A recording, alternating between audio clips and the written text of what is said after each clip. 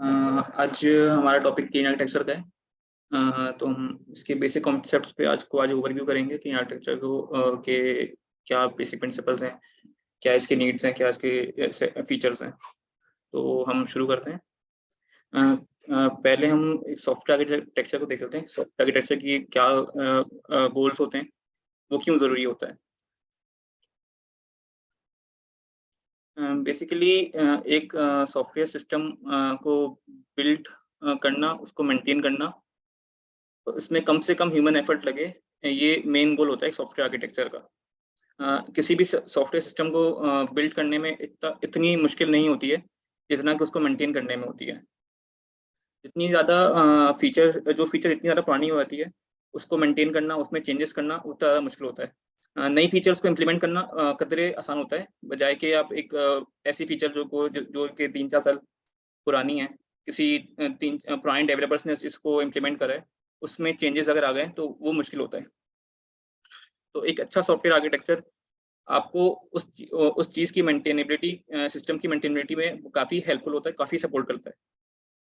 अच्छा architecture time proof होना चाहिए। मतलब ऐसा ना हो कि आपने एक सिस्टम आज स्टार्ट किया है डेवलप करना, और एक दो टेक्नोलॉजीज एडवांसमेंट आई हैं और वो सिस्टम जो है एकदम जो है यूजेबल ना हो, या उसके वो फीचर्स जो हैं आउटडेटेड हो जाएं। आर्किटेक्चर चेंज जब भी होना चाहिए अगर जो बिजनेस रिक्वायरमेंट्स हैं आपके सिस्टम की, वो बिट हो रही हैं, ना कि ऐसा हो कि एक नई टेक्नोलॉजी आई है तो आपको पूरा आर्किटेक्चर चेंज करना पड़ रहा हो। एक अच्छा आर्किटेक्चर को purpose of the code communicate करना चाहिए क्लियरली।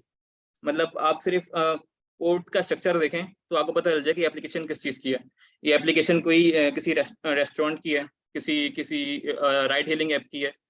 तो आप सिर्फ कोड स्ट्रक्चर देखें, आपको पता चल जाए कि इसका मेन यूसेस क्या होंगे, ये एप्लीकेशन सिस्टम जो है किस लिए बना है। अच्छा आर्किटेक्चर जो है आपके मेजर डिसीजन जो होते हैं, जो कि आपके इंफ्रास्ट्रक्चर लेवल के डिसीजन होते हैं, उनको डेफर करने में, उनको उनको उनको लेट लेट इनकॉर्पोरेट करने में हेल्प करता है। मतलब आपके जो सिस्टम के यूज केसेस होते हैं, बिजनेस रूल्स होते हैं, वो चेंज नहीं होते।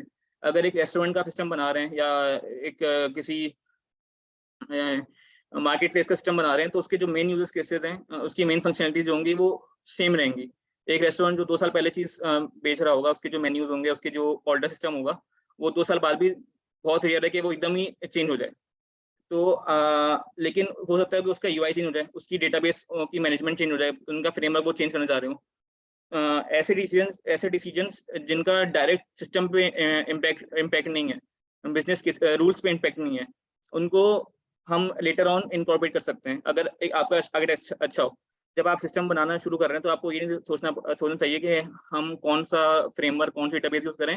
रादर देन आपको इस पे एम्फसाइज करना चाहिए कि आपके सिस्टम की कोर फंक्शनलिटीज क्या होंगी, हमको उनको कैसे इंप्लीमेंट करना है, हमारे सिस्टम की यूज केसेस क्या होंगे, हमको उनको कैसे लेकर चलना है।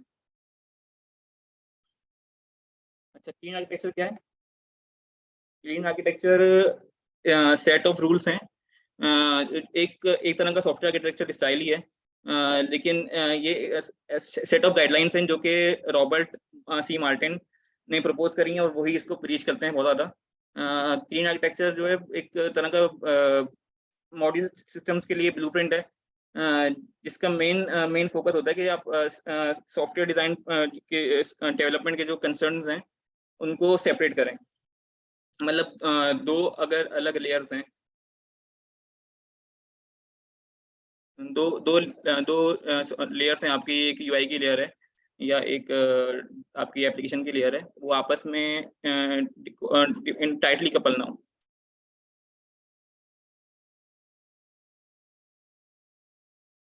अच्छा, क्लीन आर्किटेक्चर का मेन गोल यही होता है कि आप लेयर आर्किटेक्चर बनाएं जो कि सिंपल हो, एक्सटेंडेबल हो, इजीली मेंटेन हो।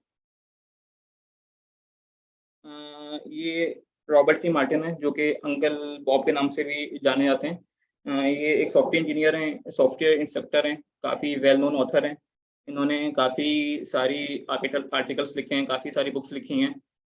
इन्होंने एजाइल मैनिफेस्टो को भी इन्होंने को भी काफ़ी इन्फ्लुएंस रहा है इनका एजाइल मैनिफेस्टो में भी। और क्लीन आर्किटेक्चर को जो मेन फाउंडेशनल इन्फ्लुएंसर हैं वो रॉबर्ट सी मार्टिन ही हैं। इनकी एक बुक है जिसमें सारे प्रिंसिपल्स हैं, सारे यूज केसेस हैं क्लीन आर्किटेक्चर के। क्लीन आर्किटेक्चर के बेसिक जो कॉन्सेप्ट है क्लीन आर्किटेक्चर का, क्लीन आर्किटेक्चर एक सॉफ्टवेयर डिजाइन का फिलॉसफी है जो कि सजेस्ट करती है कि आपके जितने भी डिफरेंट कंपोनेंट्स हैं उनको सेपरेट होना चाहिए, ताकि आपके सिस्टम की मेंटेनेबिलिटी, उसका जो ओवरऑल डिज़ाइन है वो बेहतर हो सके। इसके लिए कि आर्किटेक्चर हमको सजेस्ट करता है कि हमारे पास वेल डिफाइंड बाउंड्रीज हों, लेयर्स हों, और वो लेयर, हर लेयर की अपनी एक रिस्पॉन्सिबिलिटी हो, और वो आपस में एक लेयर दूसरी लेयर को इन्फ्लुएंस ना करे, किसी तरह से उसको चेंज ना करे।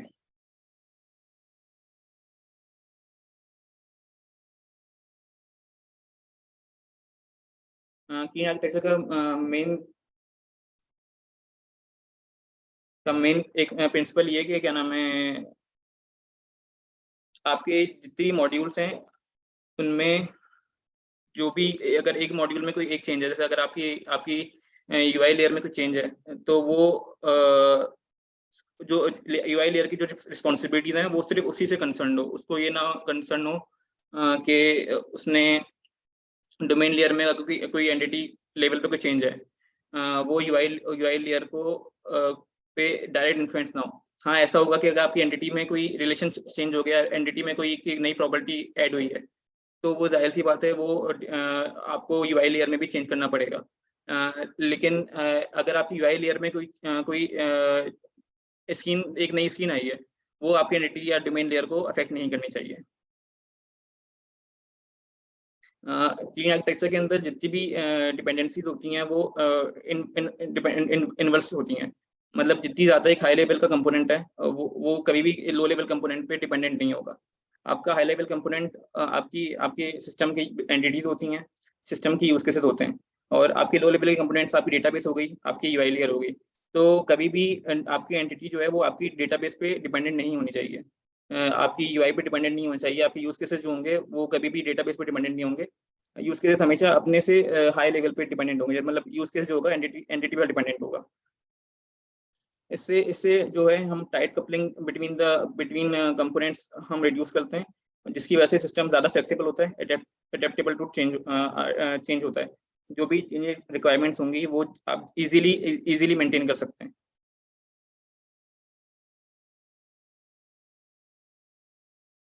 सिस्टम, कोई भी सिस्टम आर्किटेक्चर हम लें उसमें हम क्लीन आर्किटेक्चर को इम्प्लीमेंट कर सकते हैं। ऐसा कोई खास सिस्टम आर्किटेक्चर नहीं है कि जो कि इटसेल्फ क्लीन आर्किटेक्चर हो। फॉर एग्जांपल माइक्रो सर्विसेज को काफ़ी रेट किया जाता है कि वो काफ़ी उसमें क्लीन कोड होता है, लेकिन माइक्रो सर्विसेज भी आप बैडली इम्प्लीमेंट कर सकते हैं, कि उसमें भी ऐसे इम्प्लीमेंट करते हैं जो कि जिसमें प्रिंसिपल्स ऑफ क्लीन आर्किटेक्चर को एकदम बुरी तरह से इम्प्लीमेंट किया गया हो। और मोनोलिथिक आर्किटेक्चर को भी आप ऐसे इम्प्लीमेंट कर सकते हैं जिसमें आप क्लीन आर्किटेक्चर के सारे प्रिंसिपल्स को इनकॉर्पोरेट किए हुए हों। The center of your application is not the database, nor is it one or more of the frameworks you may be using. The center of your application is the use cases of your application. ये uncle Bob की book से एक coat मैंने add करा है, जो कि यही बताता है कि आपकी जो कोर है सिस्टम का, वो कोई डेटाबेस नहीं है, ना ही वो कोई फ्रेमवर्क है, ना ही वो कोई यूआई है। आपकी जो यूआई है, आप कोई फ्रेमवर्क यूज कर रहे हैं, वो है आपकी जो कोर है सिस्टम का, वो आपके यूज केसेस हैं। Use cases basically business rules होते हैं किसी भी सिस्टम के, किसी भी सॉफ्टवेयर सिस्टम के, जो कि उसकी सारी नीड्स, उसके सारा फंक्शनलिटी, सारा पर्पस डिफाइन करते हैं कि उस सिस्टम का इंटेंडेड यूज क्या है, कौन उसकी ऑडियंस है, वो किन ऑडियंस से इंटरेक्ट करेगा, और उसका उस इंटरेक्शन पे सिस्टम का क्या रिस्पॉन्स होगा। तो जो मेन सिस्टम, किसी भी सिस्टम को जब स्टार्ट करते हैं तो उसके यूज केसेस को बहुत ज्यादा ज्यादा फोकस करना चाहिए कि आप बना क्या रहे हैं, रेदर देन कि आप किस टेक्नोलॉजी बना रहे हैं। अच्छा, when to use clean architecture. Clean architecture हमको कब इस्तेमाल करना चाहिए, ज़्यादा बेहतर है इस्तेमाल करना। क्लीन आर्किटेक्चर ज़्यादा बेहतर रहेगा उन सिस्टम्स को डिज़ाइन करते हुए जो कि कॉम्प्लेक्स हैं, उनके ऊपर मल्टीपल डिपेंडेंसीज हों जिन पे, और जिनका आपको बताओ कि ये इवॉल्व करेंगे थ्रू टाइम। कि आज उसकी जो रिक्वायरमेंट्स हैं हो सकता है कल वो रिक्वायरमेंट्स ना हो, वो आज जो उसकी स्केलेबिलिटी है कल उसकी स्केलेबिलिटी में इजाफा हो जाए। तो उन सिस्टम्स को मेंटेन करने में की आर्किटेक्चर काफ़ी सपोर्ट करता है। ये जो जो कॉम्प्लेक्स या लार्ज स्केल सिस्टम होते हैं उनकी मेंटेनेबिलिटी और स्केलेबिलिटी को हेल्पफुल ऐसे होता है कि जो कि ज़्यादातर आपकी जो लेयर्स होती हैं वो टाइटली कपल्ड नहीं होती हैं। तो अगर आपने एक लेयर में चेंज किया तो वो उसका इम्पैक्ट दूसरी लेयर में बहुत मिनिमल हो जाता है। अगर आपकी यूआई लेयर में कुछ आपने चेंज करना है या आपकी डेटाबेस में कुछ चेंज करना है, उसका इम्पैक्ट आपके एंटिटी में या आपके यूज केस में नहीं होगा। इसकी वजह से आपको सिस्टम की मेंटेन या उसकी जो चेंजिंग रिक्वायरमेंट्स होती हैं उसको अडेप्ट करना आसान हो जाता है। When not to use clean architecture को हम कब इस्तेमाल नहीं करना चाहिए? स्मॉलर सिस्टम्स या सिंपलर सिस्टम्स भी क्लीन आर्किटेक्चर पे आप बना सकते हैं, लेकिन वो इतना नेसेसरी नहीं है, क्योंकि क्लीन आर्किटेक्चर के अपने कुछ ओवरहेड्स हैं, अपनी कुछ कॉम्प्लेक्सिटीज़ हैं, जो कि एक सिंपल सिस्टम को आउटवे कर देंगी। जो उसकी अपनी फंक्शनैलिटीज़ होंगी, जो अपने कॉन्स्टेंट्स होंगे, वो तो आप इम्प्लीमेंट कर ही रहे होंगे। उसके उसके ओवरहेड हो जाएगा आपके आप सिस्टम क्या नाम है क्लीन आर्किटेक्चर की भी एडिशनल कॉम्प्लेक्सिटी को उस पे इनकॉर्पोरेट करें। मतलब अगर आपकी एक एप्लीकेशन है जो कि बहुत छोटी सी, इसमें 3-4 सीन्स हैं, ज़्यादा उसमें डेटा का फ्लो नहीं है, तो ये आपको पता है कि वो ज़्यादा चेंज नहीं होने वाली है आगे जाकर, उसके लिए आप क्लीन आर्किटेक्चर को स्किप कर सकते हैं। ऐसे केस में एक सिंपल डिज़ाइन अप्रोच जो है वो ज़्यादा फीज़िबल रहेगी। कोई ऐसा सिस्टम अगर आप बना रहे हैं जो कि टाइट कंस्ट्रेंट्स पर बन रहा हो, जिसमें आपके पास ह्यूमन रिसोर्स भी इतनी ज़्यादा ना हो, आपके पास टाइम का भी कांस्टेंट हो, कॉस्ट भी आपको उसमें कांस्टेंट हो कि आपके पास ज़्यादा बजट भी ना हो, ऐसे सिस्टम के लिए भी क्लीन आर्किटेक्चर इतना ज़्यादा आप नेसेसरी नहीं है।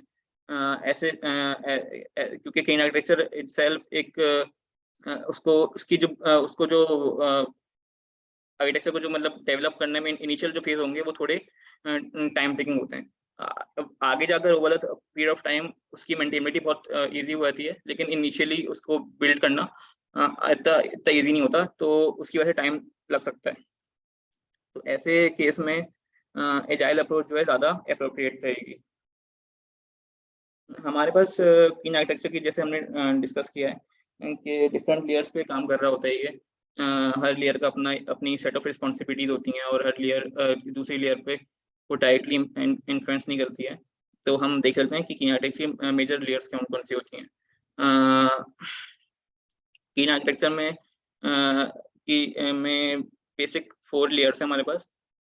डोमेन लेयर है, एक एप्लीकेशन लेयर है, एक एडेप्टर लेयर है और एक इंफ्रास्ट्रक्चर लेयर है। इसमें क्लीन आर्किटेक्चर में ऐसा होता है कि जितना ज़्यादा लेस स्टेबल कंपोनेंट होगा वो डिपेंडेंट होगा एक स्टेबल कंपोनेंट के ऊपर। और क्या नाम है, जितना ज़्यादा स्टेबल एक कंपोनेंट होगा उतना ही ज़्यादा वो एब्स्ट्रैक्ट होगा।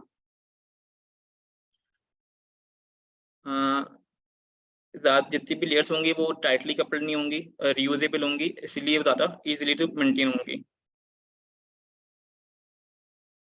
ये हमारी मेन लेयर्स हैं क्लीन आर्किटेक्चर की। डोमेन लेयर जिसमें आपकी एंटिटीज होती हैं, बिजनेस रूल्स होते हैं। फिर एप्लीकेशन लेयर्स हैं जिसमें आपके यूज केसेस होते हैं। फिर एडेप्टर लेयर है जिसमें एपीआईज आपके गेटवेज हैं। और फिर इंफ्रास्ट्रक्चर लेयर है, एक्सटर्नल लेयर है जो आउटर मोस्ट लेयर है जिसमें आपकी डेटाबेस हो गई, आपकी यूआई हो गई। डोमेन लेयर सबसे जो है कोर ऑफ द सिस्टम होती है क्लीन आर्किटेक्चर के अंदर, जिसमें आपके सारे बिजनेस रूल्स होते हैं, आपके भरे हुए होते हैं, जिसमें सारी आपकी लॉजिक होगी, आपकी फाउंडेशनल बिजनेस, आपकी एप्लीकेशन की जो फाउंडेशन है, जो कोर है, उसका जो मेन यूज केस है, वो सारा आपकी डोमेन लेयर पे होगा।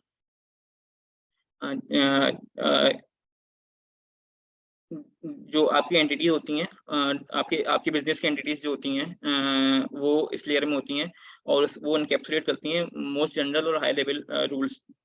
मतलब यानी कि आपकी एंटिटी, कोई सी सिस्टम की कितनी एंटिटीज हैं उस एंटिटी के कॉन्स्टेंट्स क्या क्या होंगे, उसका दूसरी एंटिटी से क्या रिलेशन होगा, वो सब इस डोमेन लेयर के अंदर होता है। ये सब ये डोमेन लेयर किसी और लेयर पर डिपेंडेंट नहीं होती है। ये सिर्फ दूसरी हायर लेवल की हायर लेवल की जो हायर लेयर जो होगी उसकी एब्स्ट्रैक्शन को यूज करती है, और किसी लेयर पर डायरेक्टली डिपेंडेंट नहीं होती। यानी एंटिटी जो होगी, एक एंटिटी जो होगी वो आपकी डेटाबेस पर डिपेंडेंट नहीं होगी कि आप कौन सी डेटाबेस यूज कर रहे हैं, वो NoSQL हो, SQL हो, SQL के में MS SQL हो, उससे उस एंटिटी को कोई फर्क नहीं पड़ता। वो किस बिजनेस के लिए है, उसका डायरेक्ट फंक्शन क्या है, वो मैटर करता है।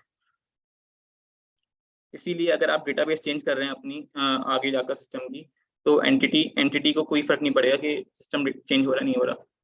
एंटिटी जो अगर चेंज होगी तो फिर आपको जो डेटाबेस होगी उसके मॉडल्स चेंज करने पड़ेंगे।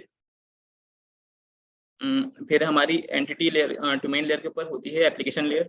एप्लीकेशन लेयर जो है कोर के बाहर होती है, जिसमें सारे रूल्स और लॉजिक आपकी स्पेसिफिक टू सिस्टम होते हैं। आपके सिस्टम का बिहेवियर क्या होगा, सिस्टम का डिजाइन, सिस्टम का जो डेटा फ्लो है, वो सब इस लेयर में होते हैं, जिसमें आपकी मेन सिस्टम का पर्पस, सिस्टम का जिस पर्पस के लिए बन रहा है उसका सारा कोड इस लेयर में होगा। सारी लेयर्स जो होती हैं वो आइसोलेट होती हैं। जो भी मतलब एक लेयर होगी वो अपने से आउटर लेयर की से आइसोलेटेड होगी, अपनी आउटर लेयर पे डिपेंडेंट नहीं होगी। आउटर लेयर हमेशा इनर लेयर पे डिपेंडेंट होगी। तो अगर आप कोई सा भी फ्रेमवर्क यूज कर रहे हो, आप कोई सी भी लैंग्वेज यूज कर रहे हो, आपका इंफ्रास्ट्रक्चर कोई सा भी हो, ये आपकी एप्लीकेशन लेयर को उन चीज़ों से कोई इम्पैक्ट, उन चीज़ों का कोई इम्पैक्ट आपकी एप्लीकेशन लेयर पर नहीं आएगा। उसके बाद एप्लीकेशन लेयर के से बाहर आपकी एडेप्टर लेयर होती है, जिसमें आपकी APIs होती हैं, आपकी गेटवेज होते हैं। ये एज अ मिडलवेयर एक्ट कर रही होती है बिटवीन आपकी मोस्ट आउटर लेयर जो कि आपकी इंफ्रास्ट्रक्चर लेयर है और आपकी UI लेयर है। इस लेयर को पता होता है कि आपकी डेटाबेस कौन सी, आप कौन सा फ्रेमवर्क यूज कर रहे हैं, इस लेयर को पता होता है। और ये फिर उन लेयर्स के ऑब्जेक्ट्स को यूज करते हुए, मतलब एक्सटर्नल लेयर के ऑब्जेक्ट्स यूज करते हुए इंटरनल लेयर्स को पास ऑन करती है। इस लेयर के आगे नहीं पता होता, मतलब एंटिटीज को नहीं पता होता और आपकी यूज केसेस को नहीं पता होता कि आपकी डेटाबेस कौन सी है या आपके लो लेवल कंपोनेंट्स कौन से हैं। आउटर मोस्ट लेयर जो है हमारी वो है इंफ्रास्ट्रक्चर लेयर, जिसमें आपकी मेन बिल्डिंग ब्लॉक्स होते हैं, मतलब आपके इंफ्रास्ट्रक्चर के। आपकी डेटाबेस जो होगी उसकी डिटेल्स यहाँ पर होंगी, आपकी जो फ्रेमवर्क्स होंगे उसकी डिटेल्स यहाँ पर होंगी। इससे इजी ये हुआ था कि क्या नाम है, इससे अगर आप अपनी डेटाबेस की कॉन्फ़िगरेशन चेंज कर रहे हैं, अपने फ्रेमवर्क की कोई कॉन्फ़िगरेशन चेंज कर रहे हैं, तो वो सिर्फ यहीं मेंटेन हो रही होगी। इससे अंदर की जो लेयर्स होंगी उनको इसका आइडिया नहीं होगा कि आपकी आउटर मोस्ट लेयर पे कौन सी डेटाबेस है, उस पे क्या-क्या कंस्ट्रेंट्स हैं, क्या कॉन्फ़िगरेशंस हैं। जो जितनी भी आपकी टीम्स हैं, आप वो अपडेट कर सकती हैं, मॉडिफाई कर सकती हैं एप्लीकेशन लेयर के कोड को without affecting the outer most layer. ये हमारा बेसिक ओवरव्यू है कीन आर्किटेक्चर का, कि उसमें कौन-कौन सी लेयर्स हैं और कौन-कौन से कंपोनेंट्स हैं और कौन सा कंपोनेंट किस जगह होना चाहिए। सबसे कोर में, जैसे मैंने डिस्कस करा, पीछे एंटिटीज हैं, फिर आपकी डोमेन लेयर के अंदर फिर एप्लीकेशन लेयर में यूज केसेस हैं, उसके आउटर एडेप्टर लेयर में कंट्रोलर्स हैं, और उसके आउटर इंफ्रास्ट्रक्चर लेयर है, जिसमें हमारी UI है, एक्सटर्नल कोई लाइब्रेरी यूज कर रहे हैं वो है, आपकी डेटाबेस है। डिपेंडेंसी हमेशा इन्वर्ट होगी। डेटाबेस लेयर जो होगी वो डेटा आपकी इंफ्रास्ट्रक्चर लेयर जो होगी वो आपकी एडेप्टर लेयर पे भी डिपेंडेंट होगी, आपकी यूज केस से भी डिपेंडेंट होगी, आपकी एंटिटी से भी डिपेंडेंट होगी। आपकी ऐसी जो एडेप्टर लेयर होगी वो आपकी एप्लीकेशन लेयर और डोमेन लेयर पे डिपेंडेंट होगी, और एप्लीकेशन लेयर डोमेन लेयर पे डिपेंडेंट होगी। डोमेन लेयर जो है वो किसी भी दूसरी लेयर पे डायरेक्टली डिपेंडेंट नहीं होगी। ये हमारा बेसिक की आर्किटेक्चर कौन है। जितनी ज़्यादा हायर हायर लेवल का कंपोनेंट होगा, वो उतना ही ज़्यादा एब्स्ट्रैक्ट होगा और वो रियली चेंज होगा। यानी आपका जो सिस्टम होता है, बिजनेस है, उसमें जो एंटिटीज़ होती हैं वो चेंज नहीं होती हैं अनलेस कि आपका सिस्टम ही एकदम आप चेंज करते हैं। आपके जो सिस्टम के यूज़ केसेस होते हैं वो बहुत रेयर होते हैं कि जो होते हैं, जो स्टार्ट में होते हैं वही एंड में होते हैं। लेकिन आपकी जो डेटाबेस होती है वो over the period of time change होती रहती है। इसलिए वो क्या नाम चेंज होती रहती है, इसलिए वो स्पेसिफिक होती है, मतलब स्पेसिफिक टू द एनवायरनमेंट होती है कि आपने नोएसक्यूएल यूज़ करनी है, आपने एसक्यूएल यूज़ करनी है। अ, तो जितनी ज़्यादा आप हाई लेवल पे जाएँगे, उतना ज़्यादा वो एब्स्ट्रैक्ट होगा, उतनी ज़्यादा वो जनरल होगा और उतना ही वो कम चेंज होगा, और जितना ज़्यादा आप लो लेवल पे आएँगे, उतनी ही ज़्यादा वो कंक्रीट होगी, उतनी ही ज़्यादा वो स्पेसिफिक होगी, उतनी ही ज़्यादा उसमें चेंजेस होंगे। और हमेशा जो डिपेंडेंसी होगी वो lower to higher higher level की तरफ होगी। हम डिस्कस कर लेते हैं कंपोनेंट्स को हमारे। एंटिटीज़ जो कि हमारी कोर हैं किसी भी बिज़नेस की। तो एंटिटीज़ जो होती हैं वो आपके डोमेन के मॉडल्स को रिप्रेजेंट करती हैं। ये रीयूजेबल होती हैं, और ये सबसे मोस्ट हाई लेवल रूल्स जो हैं आपके सिस्टम के, मोस्ट जनरल जो रूल्स हैं कि आपके सिस्टम में कौन-कौन से ऑब्जेक्ट्स हैं, उनका आपस में क्या रिलेशन है, उन पे क्या कॉन्स्टेंट्स हैं आउटर वर्ल्ड के, वो सब वो सारी इन्फॉर्मेशन जो हैं वो एंटिटी जो है इनकैप्सुलेट करती है। एंटिटी लेयर में कोई ज़्यादा कोड नहीं होता, सिर्फ ऑब्जेक्ट्स होते हैं आपके, जो कि रिप्रेजेंट करते हैं इन्फॉर्मेशन अबाउट इट्स बिहेवियर, उसका बिहेवियर तो नहीं, उसकी उस पे क्या कॉन्स्टेंट्स हैं और वो किस चीज़ को रिप्रेजेंट कर रही है सिस्टम के या आपके बिज़नेस के।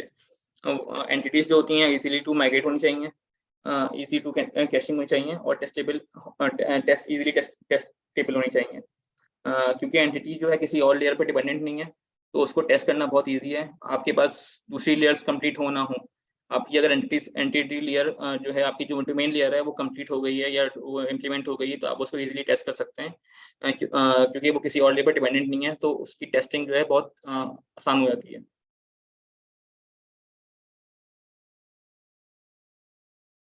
फिर हमारे यूज़ केस होते हैं सेकंड लेयर पे। यूज़ केसेस जो हैं वो हमारे स्पेसिफिक रूल्स हैं बिज़नेस के, और अ, यूज़ केस में अगर कोई चीज़ चेंज हो रही है, तो उसका इम्पैक्ट एंटिटी में नहीं आना चाहिए। मतलब अगर आपका कोई रूल, बिज़नेस का रूल चेंज हो रहा है कि ये एंटिटी का फ्लो इस तरह से होगा, तो उसको वो एंटिटी को इम्पैक्ट नहीं करना चाहिए। लेकिन हाँ, अगर एंटिटी में ही कुछ चेंज आ रहा है, वो इम्पैक्ट करेगा यूज़ केस को।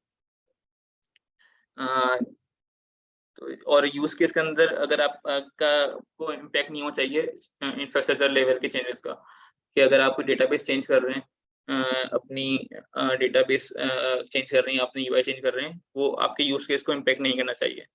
यूज़ केस बेसिकली आपके जो सिस्टम का बिहेवियर है, उसका जो डेटा फ्लो है between the and from and between the entities, उसको उसको ऑर्गेनाइज़ कर रहा होता है, उसको उसको एक तरह से एक स्ट्रक्चर दे रहा होता है। इसमें हमारी जितने भी पैरामीटर्स होते हैं, एक्सेप्शंस होती हैं, या जो हमने क्वेरीज़ करनी है, जो हमने कमांड सेंड करनी है, वो सारी इस लेयर में होती हैं। आपका जो बिज़नेस के कोर रूल्स जो होंगे, वो आपकी एप्लीकेशन लेयर यानी आपके यूज़ केसेस में होंगे। उसके बाहर हमारे पास एडेप्टर लेयर है, जिसमें हमारे कंट्रोलर्स होते हैं, गेटवेज़ होते हैं। इसमें रिलेटेड टू फ्रेमवर्क भी होता है, चीज़ें भी होती हैं, और आपकी ये आपके जो यूज़ केसेस होंगे उनको भी उन पे भी ये डिपेंडेंट होती है। इसमें आपके जो कंट्रोलर्स होंगे, आपकी जो एपीआईज़ होंगी, वो इस लेयर में लाई करेंगे। ये जो यूज़ केसेस में इंटरफ़ेस आप इम्प्लीमेंट करते हैं, इंटरफ़ेस आप डिफ़ाइन करते हैं, उनकी इम्प्लीमेंटेशन जो है आपको इस लेयर में देनी होती है। इस लेयर को पता होता है आप कौन-सी डेटाबेस यूज़ कर रहे हैं। आपकी प्रेजेंटेशन लेयर कौन-सी होगी, इसके आगे जो भी कोड होगा, यानी कि यूज़ केस और एंटिटीज़, उनको कोई नॉलेज नहीं होती डेटाबेस, आपके डेटाबेस की। अगर हम एग्जांपल लें एंटिटी फ्रेमवर्क की, तो आपका जो डीबी कॉन्टेक्स्ट है, आपकी जो माइग्रेशंस हैं, कॉन्फ़िगरेशंस हैं, वो सारी इस लेयर पे आप लाई करेगी। उसके बाहर हमारी इंफ्रास्ट्रक्चर लेयर है। इंफ्रास्ट्रक्चर लेयर में हमारे पास बहुत लो लेवल की चीज़ें, मतलब यानी आपकी डेटाबेस कौन-सी होगी, आपकी यूआई क्या है, वो सारी चीज़ें यहाँ, आप कौन सा एसक्यूएल सर्वर यूज़ कर रहे हैं, वो सारी चीज़ें इस लेयर में होती हैं। यहाँ पर जो भी इस लेयर में जो भी कंपोनेंट्स होते हैं, वो बहुत कंक्रीट होते हैं और वो ज़्यादा फ्रीक्वेंटली चेंज होते हैं। इस लेयर में हम जो भी कंपोनेंट्स हो गए, उनका कोड हम उनको कोड नहीं कर रहे होते, रादर देन हम उनकी सर्विसेज को यूज़ कर रहे होते हैं। जैसे कि हम एसक्यूएल सर्वर को यूज़ करते हैं, हम उसको उसको हम इम्प्लीमेंट नहीं करते हैं। तो जो भी इस लेयर में कंपोनेंट्स होते हैं हमारी इंफ्रास्ट्रक्चर लेयर में, हम उसको उसको यूज़ कर रहे हो, उनकी सर्विस को यूज़ कर रहे होते हैं।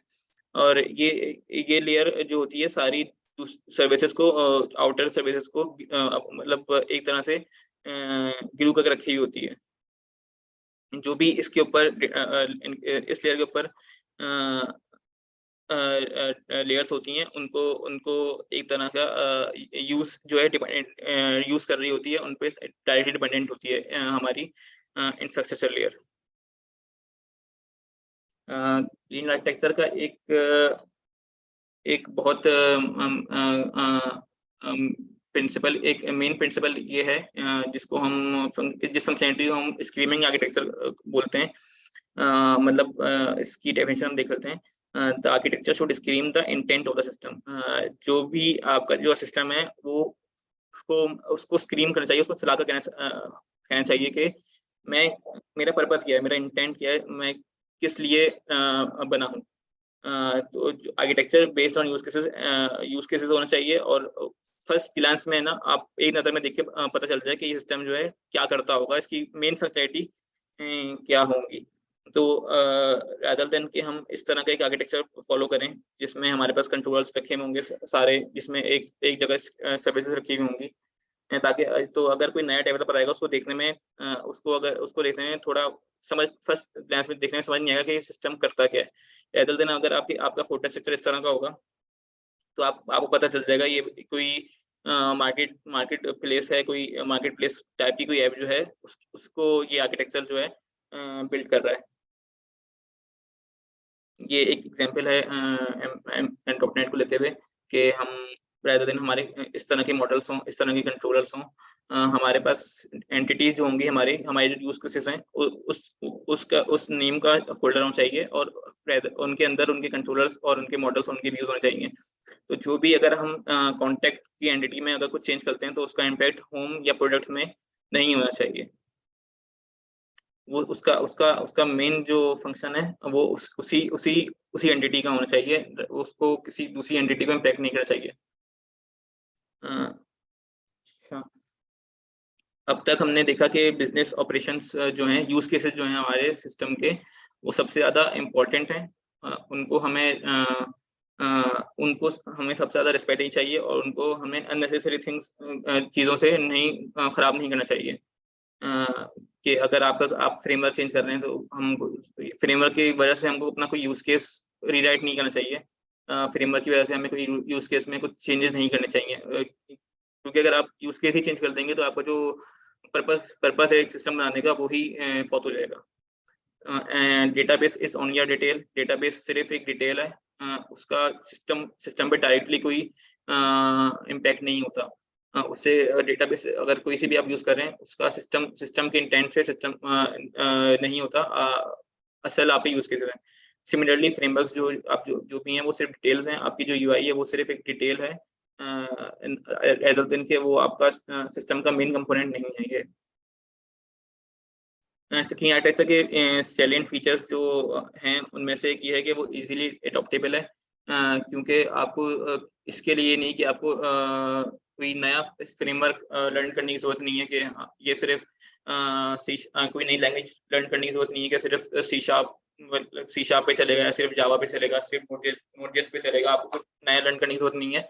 जो भी आप जो जिस भी टेक्नोलॉजी जिस भी लैंग्वेज को आप यूज़ करते हैं, जो भी आपको आती है, आप उसको की आर्किटेक्चर को उस लैंग्वेज में अडैप्ट कर सकते हैं।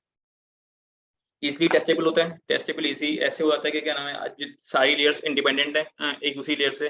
तो आपकी जो यूआई की लेयर होगी, आपकी जो यूआई होगी वो ईज़िली टेस्ट हो सकती है, क्योंकि वो किसी दूसरी जो उसकी सिर्फ़ अपनी लो लेवल की जो कंपोनेंट्स हैं उन पे डिपेंडेंट होती है।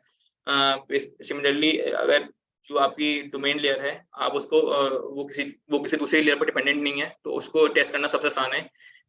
उसको टेस्ट करना सबसे आसान है, क्योंकि वो किसी दूसरी लेयर पर डिपेंडेंट नहीं है। जैसे ही अगर आपकी डोमेन लेयर, आपकी एंटिटीज़, आपकी यूज़ केसेस डेवलप हो चुके हैं, आप उनको ईज़िली टेस्ट कर सकते हैं। आपको वेट नहीं करना पड़ेगा कि आपकी जो है यूआई लेयर कंप्लीट हो जाए, आपकी जो डेटाबेस है वो सही तरीके से इंटीग्रेट हो जाए।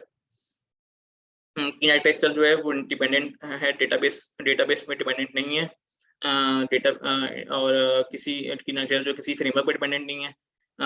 ऑलवेज़ रेडी टू डिप्लॉय होता है। मतलब कोई भी जो लेयर है, अगर वो इम्प्लीमेंट हो चुकी है, वो आप इज़िली डिप्लॉय कर सकते हैं। आपको वेट नहीं करना पड़ेगा कि आपकी दूसरी लेयर्स जो हैं कंप्लीट नहीं है या इनकी इंटीग्रेशन कंप्लीट नहीं हुई है, तो जो भी आप कंप्लीट हो गई, आप उसको टेस्ट भी कर सकते हैं और डिप्लॉय कर सकते हैं। जितने भी मॉड्यूल होते हैं वो हाइली आइसोलेटेड होते हैं एक-दूसरे से। सिर्फ़ उनकी एब्स्ट्रैक्शंस होती हैं, वो आप यूज़ कर रहे होते हैं, तो जिसकी वजह से डिपेंडेंसी और टाइटली कपलिंग जो है बहुत कम हो जाती है। अ, आज के सेशन में हमने देखा है कि एक अच्छा सॉफ्टवेयर आर्किटेक्चर क्या होता है, क्यों ज़रूरी है, और उसकी क्या मेन गोल्स हैं। फिर हमने देखा कि क्लीन आर्किटेक्चर क्या है और उसमें उसकी क्या मेन कंपोनेंट्स क्या हैं, वो क्यों लिखा गया, उसको किसने मतलब बनाया, किसने प्रपोज़ किया, और फिर हमको क्लीन आर्किटेक्चर कब यूज़ करना चाहिए, कब नहीं करना चाहिए, उसकी लेयर्स क्या हैं, उसके कंपोनेंट्स क्या हैं, और फिर एंड में हमने स्कीमा आर्किटेक्चर का बेसिक ओवरव्यू देखा। अगले सेशंस में अगले सेशंस में हमारे पास हम डिस्कस करेंगे प्रिंसिपल्स क्लीन आर्किटेक्चर के, हमारे स्क्रीन आर्किटेक्चर के प्रॉस डिस्कस करेंगे, और इसके क्या अगर साइड इफ़ेक्ट्स हैं, तो वो डिस्कस करेंगे। फिर हमारे पास कुछ केस स्टडीज़ हमने देखी हैं, जो कि हमने लर्न करी हैं, case studies based on clean architecture, वो हम देखेंगे, और हमने एक dot net specific code implement करा है क्लीन आर्किटेक्चर का, हम उसको देखेंगे अगली अगली कुछ सेशंस में। Thank you. किसी के कुछ सवाल जवाब हैं तो वो कर सकते हैं।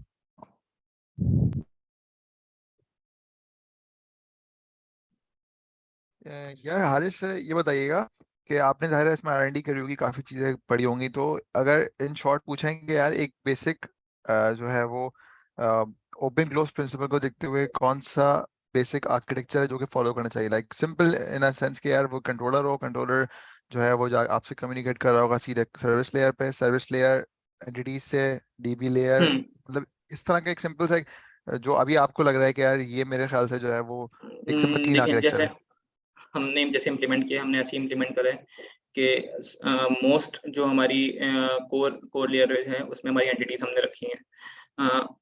आउटर लेयर पे हमारे पास हमारे बीच में एक एडेप्टर लेयर है। सबसे आउटर लेयर पे हमारे पास 2 फ्रेमवर्क्स हैं, जो कि हमने इम्प्लीमेंट करे हैं आप लोगों को एक एज़ अ सैंपल दिखाने के लिए। तो उसमें हमने ऐसे ही करा है कि सबसे आउटर लेयर पे हमारे पास एंटिटी फ्रेमवर्क की भी हमने इम्प्लीमेंटेशन की है। साथ साथ ही साथ उसी एप्लीकेशन में हमने एडुओ को भी इम्प्लीमेंट करा है। तो और बीच में हमारा एक एडेप्टर लेयर है, जो कि ये जिसमें हमने ये स्पेसिफाई करा है कि हमने कौन-सी इम्प्लीमेंटेशन यूज़ करनी है।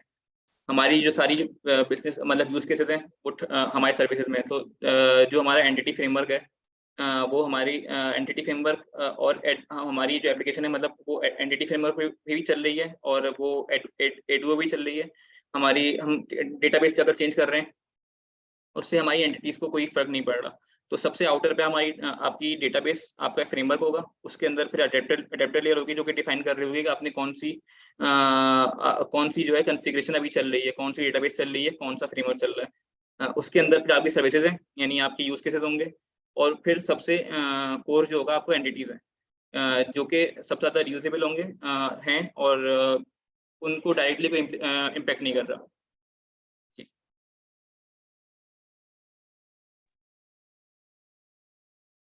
ठीक है, आई थिंक ठीक है।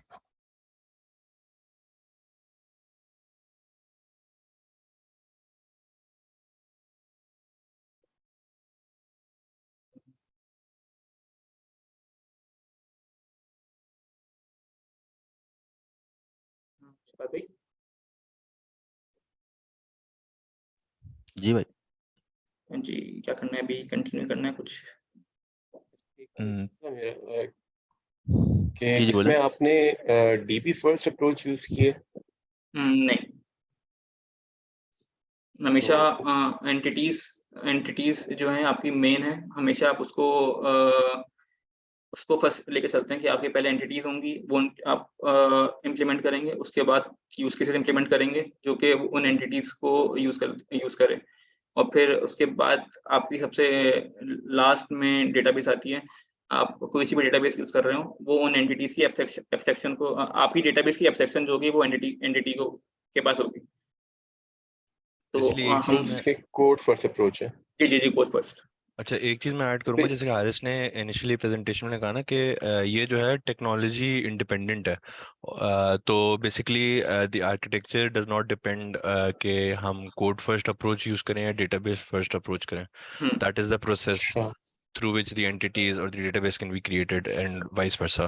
तो बेसिकली क्योंकि ये टेक्नोलॉजी इंडिपेंडेंट है जैसे हारिस ने कहा, तो इसीलिए क्लीन आर्किटेक्चर के पर्सपेक्टिव से डेटाबेस फर्स्ट या code first can both work, would not be okay one into question. Okay, thank you.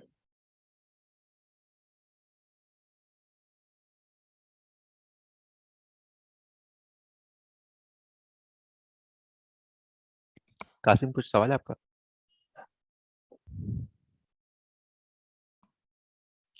अ, ठीक है, किसी और को कुछ सवाल अगर नहीं करना है तो फिर सेशन को एंड करते हैं। थैंक यू हारिस, बहुत ही इंफॉर्मेटिव किस्म का सेशन था।